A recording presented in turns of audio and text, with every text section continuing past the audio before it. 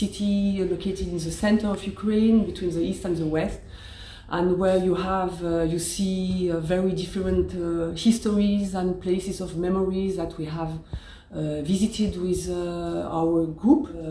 Before coming, I thought that Dnipro was a city, an industrial city, not interesting city to show, but on the contrary, for me it was a great surprise to see. Personally, I have only been to Dnipro a couple of times before, so I kind of knew the city, but still, my own experience and also the experience of other participants, I think, is that it's a very hard to determine city, because there are so many different layers that kind of chaotically overlap. Of course, but still, if you go to Dnipro, the city itself, the cityscape, is so fractured and chaotic, which is a beautiful expression of its history. And I think it's an excellent place to have an academy like this and reflect on history with people from all over. We had a brilliant lecture by Tatiana Portnova. She introduced us to the main characteristics of Dnipro as a city founded in Tsar's time called Yekaterinoslav, and it was constructed as a new capital, but this faded a little bit. Then she introduced us to modern times when industrialization arrived here and the city was like growing and growing, which you can see in some buildings right now. And to the Jewish city as well, as Dnipro was a Jewish city for a long while. Coming from the west, connected to Germany and Switzerland, I am sure that nearly nobody there knows that Dnipro has a long Jewish tradition and still is also the Jewishest city in Ukraine today. And this is always astonishing how little people in the West know about Eastern countries and how little they are interested in discovering all these interesting histories and layers of history. First time in Dnipro, and I really liked it from the very beginning because it reminded me, I wouldn't say a lot, but at least a little bit, to my home city, Belgrade in Serbia. And it's quite warm, but it's also very pleasant because it's very dry, and there is this humongous, huge, beautiful river that is chilling the city, and how I can sense the space so far, the history within and the present times. I think there is something familiar to me, but at the same time it's different and new, and exchanging stories with people and with historians that are better informed about everything in here than me. I'm really enjoying it and really loving it. So I mean, it's a short period so far, but I'm really happy that I'm here. It's my first visit to Dnipro. Till the day before yesterday, Dnipro was only a place on the map. You have a nice street prospect with very charming possibilities of walking, of making so promenade, from promenade in the classic way, and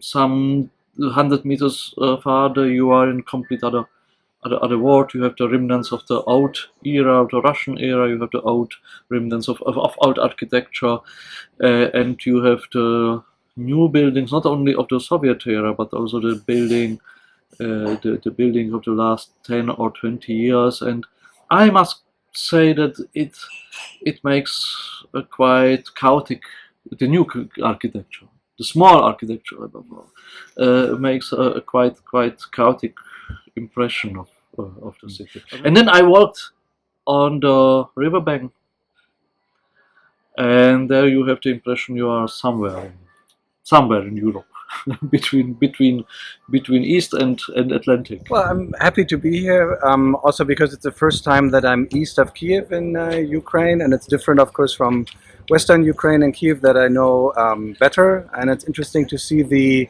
mixture of the Soviet legacies, but also post-Soviet development, and also get a feeling a bit for the Jewish culture, which we had through the staying at the Menorah Hotel. And all of this, I think, makes for a good mixture of, experiencing the city, but also learning something about the city's history. So far.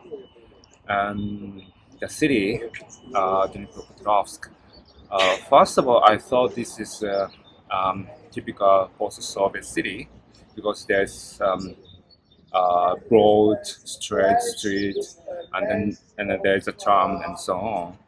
But then I found this city quite interesting. I wanted to stay longer actually because I wanted to see a lot. But unfortunately, I need to come back in Japan, so I hope to come back in Dnipro next time and to see much more.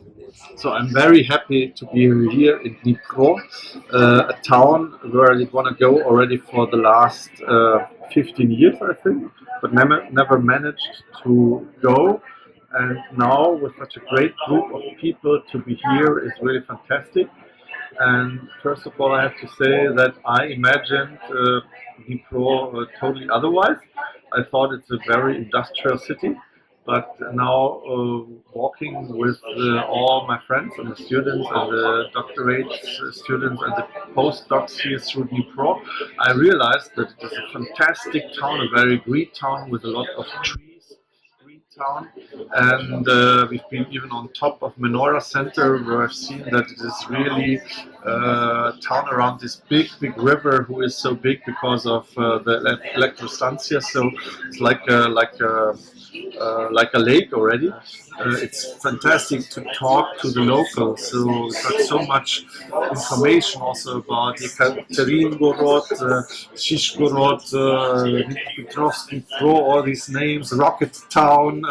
So it's really a totally hybrid.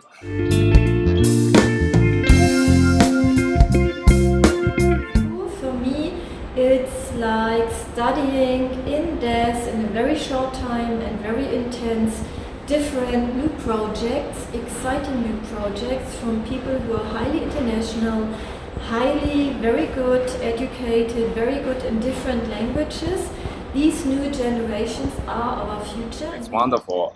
I didn't expect so much actually, but it's quite different from the original conferences because in the original conference we usually talk about 20 minutes and a question for like 10 minutes and so on. That's it. It's too short actually.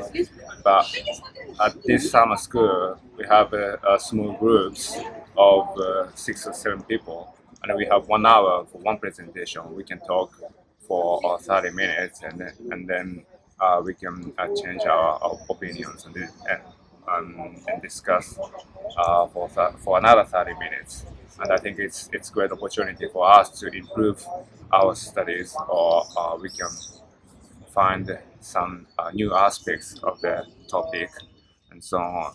So this is wonderful, I think. And also, I really liked this is not only for the seminars or presentations, but also we could learn a lot from, for example, field walks or lectures about the city itself. So I really enjoyed so far. I'm really grateful to be part of this summer academy. It was my first presentation of my project, and I got inspired by other scientific. The Summer Academy has just started, but I think we have a very good group. We had great discussions, we have interesting projects. And we can see that, the whole concept of talking about Ukraine in this more transnational and entangled way works very well, I think, with students, and brings very fruitful discussions by not focusing strictly on Ukraine, but by using Ukraine, if you will, as a paradigm for us to better understand the history of the region and indeed of Europe. I'm the youngest in this academy, and it was really important for me to receive experience, and I have it. I'm so inspired to work on, and I would like to say thank you for your work, for your research, and I have enjoyed to have this week with such professionals as you. And the topic was very well chosen because it permitted us to join the past but also the present. present. And what I found very interesting too is that the organizers, they succeeded in not only to organize a school in a city in which you sometimes walk and look as a tourist, but that they totally integrated the city in the school.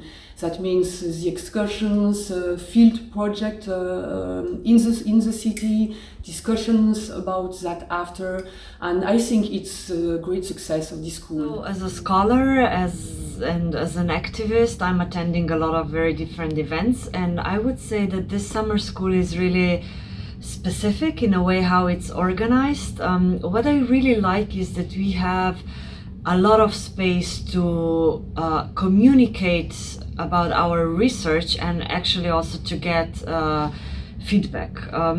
In a lot of events, usually as a scholar, you have 15-20 minutes to present your work, which is a very short time, very challenging. You usually skip a lot of very important parts because you have to be quick and effective. But here we have quite long sessions, which really allows you to present and go deep into your research, and also allows the audience actually to engage into conversation afterwards, which I really value.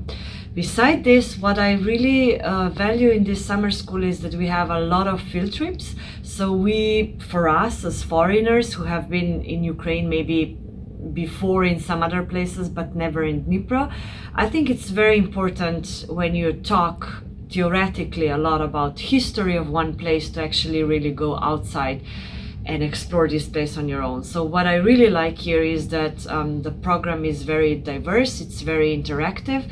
So almost every day we are able to go out and to explore together with the local scholars here, with the local the members of community. I'm forgetting where I am, because the academy has a special profile concerning on Central and East Central and Eastern Europe comparatively. We have a large part of participants coming from this region, from Ukraine, Belarus, and other countries, even from Balkan. But on the other side, it's so you get an impression of internalization of science, of research, not only in Germany, not only in the countries where everyone is speaking the whole time about it, but also in other countries. And of course, this internalization has a lot of advantages, but several disadvantages. What I can observe that our discourses, our perspectives are becoming more and more similar to each other. It makes discussion possible. It makes exchange possible. It is very funny, to be sure, but sometimes I'm a little bit sad by observing this loss of variety, that this loss of sometimes interesting and productive misunderstandings. Thank you.